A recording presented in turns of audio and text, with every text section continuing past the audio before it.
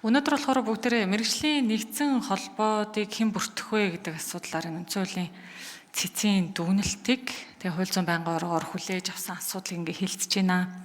За 2024 онд улсын их хурл шинжилэн зохион байгуулагдсанаас хойш улсын их хурл дээр нийт ийм 17 цэцгийн дүгнэлт орж ирсэн ба. Нэлээд олон орж ирсэн гэсэн. Тэгэхээр энэ улсын их хурлаас өмнө нь батлагдсан хууль тогтоомжууд ямар нэгэн байдлаар л үндсэн хууль зөрчсөн байх нь тогтоогдоод байна гэсэн. Тэгээ энэ дээр нэг хариуцлагын шин чанартай асуултыг асуусан юм аа. Энийг одоо манай их хурлаас сэтгэмжлэлсэн төлөөлөгч Батнайрамд гишүүн маань хариулахаар байна уу? Уул нь одоо цэцгийнхэн өөрсдөө хариулах хэрэгтэй юм шиг. Тэгэхээр анх энэ хууль улсын их хурлын чуулганд улсын их хуралд өргөн баригдахад дээд шүүх бүртгэнэ гэсэн зохицуулт орж ирээгүй байна. Орж ирээгүй. Тэгээ засгийн газрын 2018 оны 7 сарын 9-ний өдрийн 30 дугаар хуралдааны тэмдэглэлийг харахаар төрийн захиргааны төв байгууллага нь бүртгэнэ гэсэн агуулгатай орж ирсэн юм л. Тэгтэл эдийн засгийн байнгын хороогоор хилцэгдэх үедээ энэ тусгай яам зөвшөөрөл өгөхийг нь зөвшөөрлийн тухай хуульд байхгүй учраас ерөөсөө дээд шүүх болгочоо гэдээ ажлын хэсэгт байсан гишүүд гар өргөө шийдсэн. Тэгэхээр одоо энэ үндсэн хуулийн зөрчилтэй заалтыг оруулсан субъект өөрөө хариуцлага хүлээх үү? Тэнд 18, 19 он тэрнээс хойш хэдэн жил явчаад хичнээн байгууллага хохирчоод байхад энэ хариуцлага хүлээх одоо субъект нь хэн байх вэ? Зүгээр л хуулиасаа энэ заалт нь өчнгөө болчхоор ингэ болчих уу? Уул нь бол үндсэн хуулийн цэцгийн тухай хуулийн 22-т одоо яах вэ? Нөхөн төлбөр одоо хохирол байвал яаж барагдуулах вэ? Энийг шийдвэрлэе гэсэн заалт бол байна. Энэ хэрэгждэм болов уу? За өчигдөр улсын хурлын чуулганаар одоо улсын хурлын гишүүдийн ёс зүйтэй холбоотой асуудал ингээ тэр хууль хэлцэгдэх хэсэг нь дэмжиглээ.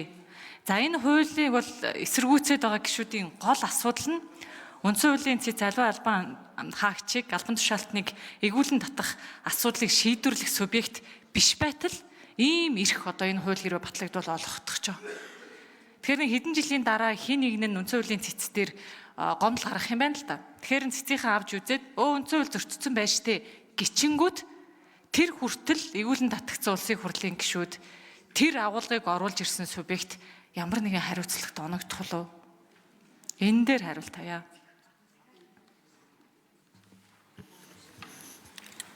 За Отхон шарын Батнайрам гишүүн асуултанд хариулъя.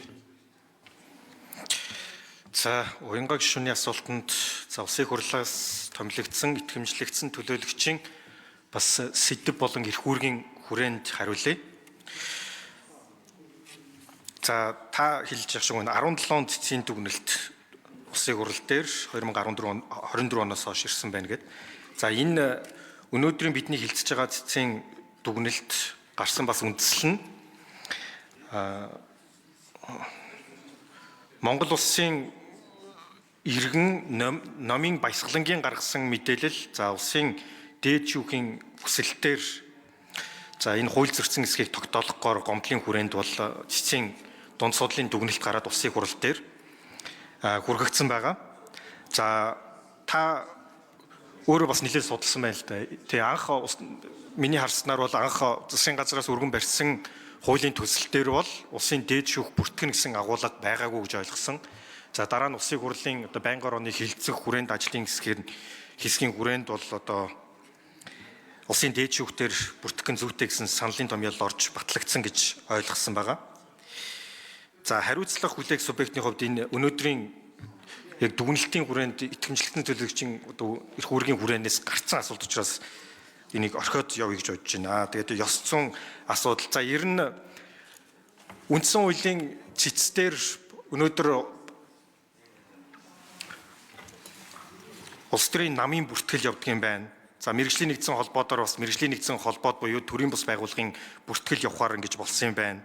За сая бас орж ирсэн хуулиар бас ингээ нэгсэндээ дээд шүүхтэр үндсэн хуулийн цэцээр бас нэмэлт агуулгууд орж ирж байна л да. Тэгэхээр энийг бас цаашдаа улсын хурлын хүрээнд ч бас ярилцах нь зүйтэй л гэж бодож байна.